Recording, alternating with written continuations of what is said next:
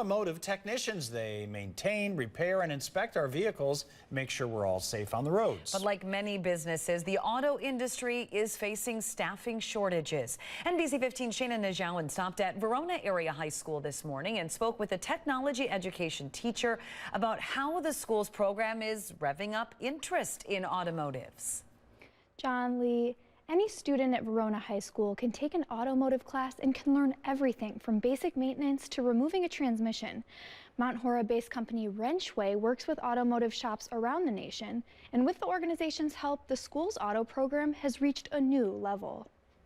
Come and take the class. Worst case scenario, you decide you don't want to be an auto mechanic. As staffing shortages persist in the automotive realm, a school in Verona is taking a creative approach to introducing students to the industry.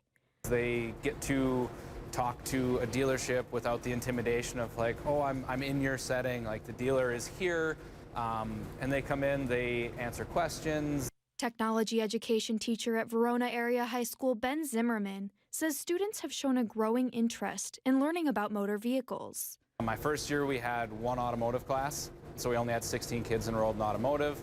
We have 12 this year, and our enrollment's around 190 students now. And with Wrenchway's help, Zimmerman was connected with an area Zimbrick. It's really neat.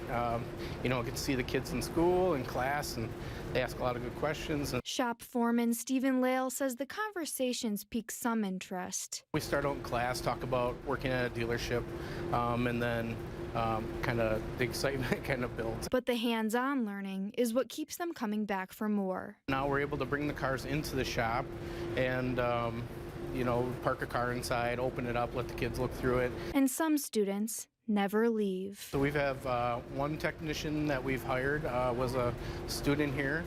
Last spring he graduated, so he's going to the Madison College. Best case scenario, you learn how to work on your car and pick up a life skill.